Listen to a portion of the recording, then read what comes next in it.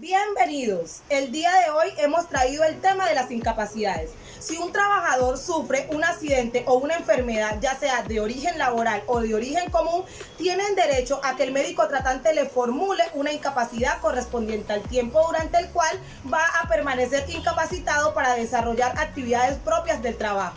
Durante este tiempo, ojo, el trabajador no va a quedar desprotegido. A esta persona se le reconoce un auxilio económico.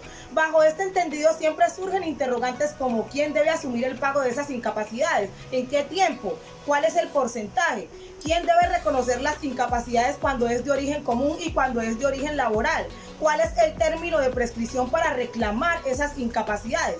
Si quieres resolver todas estas inquietudes, te recomiendo ver lo siguiente. Lo primero que debemos conocer de estas generalidades es que el auxilio de incapacidad es conocido como ese reconocimiento de la prestación de tipo económico que debe hacer las EPS si la enfermedad o el accidente es de origen común, o las ARL si esa enfermedad o accidente es de origen laboral.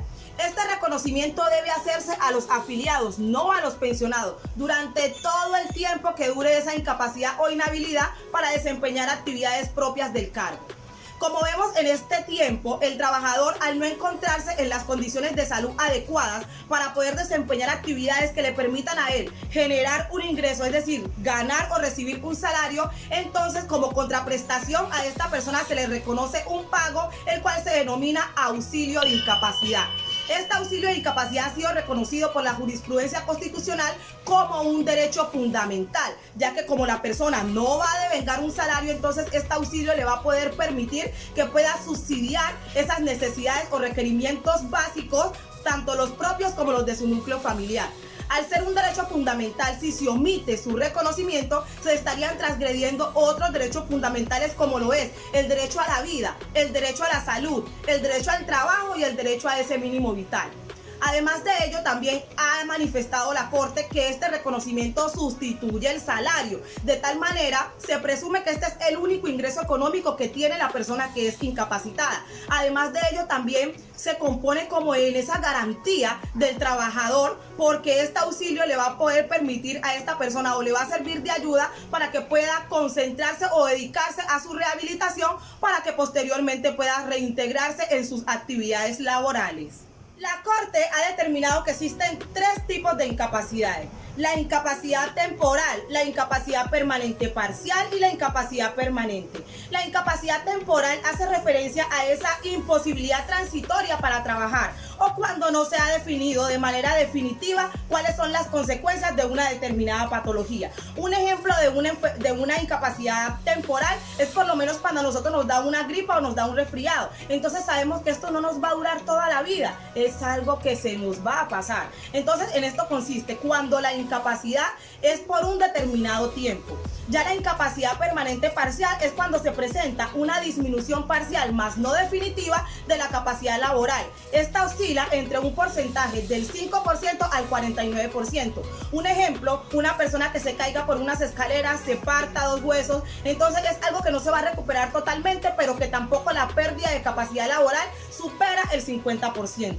Y ya la incapacidad permanente es cuando se presenta una disminución definitiva de la capacidad laboral, es decir, que supera el 50%. Ahora bien, las incapacidades también se dividen según su origen. Estas son las incapacidades de origen laboral y las incapacidades de origen común.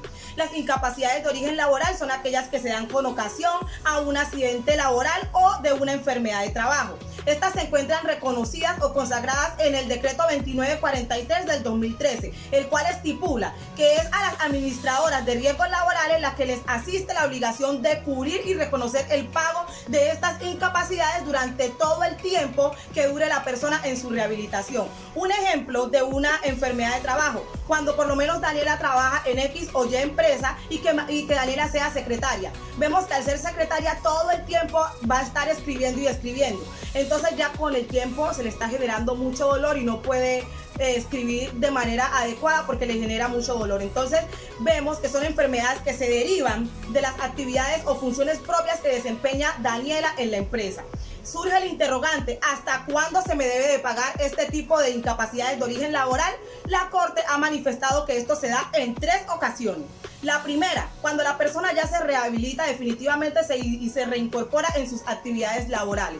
Cuando la persona tiene una incapacidad superior al 50%, entonces lo que se debe hacer es iniciar el trámite para que se le reconozca la pensión de invalidez. Y la tercera es ya cuando la persona tiene una incapacidad inferior al 50%, es decir, una incapacidad permanente parcial, entonces ya la persona lo que debe hacer es que se le debe indemnizar. Entonces vemos que en estas incapacidades de origen laboral, las ARL tienen la obligación de cubrir desde el primer día esta incapacidad, correspondiente al 100% del salario base de cotización. Entonces, estas incapacidades se pagan inicialmente por 180 días. Se pueden prorrogar por 180 días más, pero si es más de 360 días, entonces ya lo que se debe iniciar es el trámite para determinar cuál es esa pérdida de capacidad laboral de la persona, es decir, vamos a conocer cuál es ese grado de invalidez y determinar que si la persona tiene una pérdida de capacidad superior al 50%, entonces adelantar ese trámite para que se reconozca esa pensión de invalidez.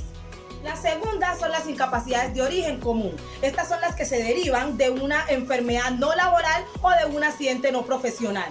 Por ejemplo, un trabajador que se vaya de vacaciones y con su familia y que tenga un accidente. Vemos que esto le va a generar unas lesiones, que puede estar incapacitado, pero que no es de origen laboral porque no se da con ocasión a las actividades o funciones que él desempeña en el trabajo. En este tipo de incapacidades siempre se genera un poco más de controversia porque para su reconocimiento se involucran varias entidades, como lo es la EPS y el Fondo de Pensiones. Pero aquí la duración de la incapacidad es lo que a nosotros nos va a determinar cómo se va a denominar y cómo se va a remunerar.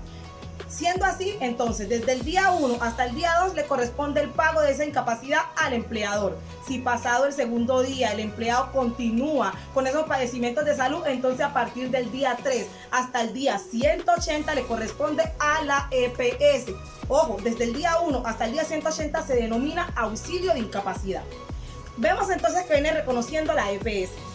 Pero ¿en qué porcentaje entonces reconoce la EPS? La EPS desde el día 3 hasta el día 90 reconoce en un porcentaje del 66%. Y desde el día 91 hasta el día 180 reconoce en un porcentaje del 50%. Ya pasado desde el día 181 hasta el día 540 le corresponde asumir el pago de esa incapacidad al Fondo de Pensiones, siempre y cuando la EPS cumpla con el requisito de reemitir ese concepto de rehabilitación entre el día 120 y 150, ya que si no emite este concepto de rehabilitación debe seguir la misma EPS asumiendo el pago de la incapacidad, pues no se le puede atribuir la responsabilidad de ese reconocimiento de incapacidad al Fondo de Pensiones sin existir este concepto de rehabilitación. ¿Y en qué consiste ese concepto de rehabilitación? Es esa valoración que hace el médico tratante para determinar si la enfermedad que tiene la persona tiene vocación de recuperación. Entonces, si tiene vocación de recuperación, se le van a enviar unos tratamientos, unas rehabilitaciones para que la persona posteriormente se pueda recuperar y reintegrar en sus labores del trabajo. O si efectivamente no, la persona no tiene vocación de recuperarse, no va a poder laborar más, tiene una pérdida superior al 50%, entonces lo que se tiene que hacer es iniciar el trámite para el reconocimiento de la pensión de invalidez. Pero si el concepto de rehabilitación existe, entonces desde el día 181 hasta el día 540 les corresponde al Fondo de Pensiones. En este tiempo ya no se denomina ni auxilio económico ni auxilio de incapacidad, sino es que se va a denominar subsidio de incapacidad. Ojo, el Fondo de Pensiones, si el concepto de rehabilitación es favorable, ella que lo va a recibir desde el día 181 puede determinar si extiende ese reconocimiento de incapacidad por 360 días más y durante este tiempo entonces a la persona se le hace una nueva valoración por medio del médico tratante para determinar si efectivamente se dio una rehabilitación o si efectivamente no se va a dar y entonces hay que proceder con la pensión de invalidez. En principio, después del día 540 existía un vacío normativo y jurisprudencial que generaba desprotección a los trabajadores incapacitados. ¿Por qué? Porque no pagaba ni la EPS, ni el empleador, ni el Fondo de Pensiones. El empleador diría, ¿yo por qué tengo que pagar si yo estoy pagando la seguridad social? Esa es mi obligación en vigencia de la ley 100. El Fondo de Pensiones decía, no, le asiste la obligación a la EPS y la EPS le decía que asistía la obligación al Fondo de Pensiones. Entonces esto tenía congestionado los estrados judiciales de tutela. Entonces, conforme conformidad con la ley 1753 del 2005, que es el Plan Nacional de Desarrollo del 2014 a 2018, se determinó que estas incapacidades superiores a 540 días les asiste la obligación de su reconocimiento a las EPS, ya que por medio de esta norma se le generan recursos por parte del Estado para que sean estas las que hagan ese reconocimiento y pago de esas incapacidades. Finalmente, mucho cuidado con esto. De conformidad con la norma se cuenta con 1 año para solicitar la transcripción de las incapacidades y el reconocimiento y pago de la misma, contados a partir de la fecha en que se genera la incapacidad. Si usted lo que requiere es una asesoría o representación legal, recuerde que Juriservicios, Abogados y Asesores está para ti. Somos abogados a tu disposición. Somos tu mejor opción porque tus intereses son nuestra prioridad. Contáctanos para tener el gusto de atenderte.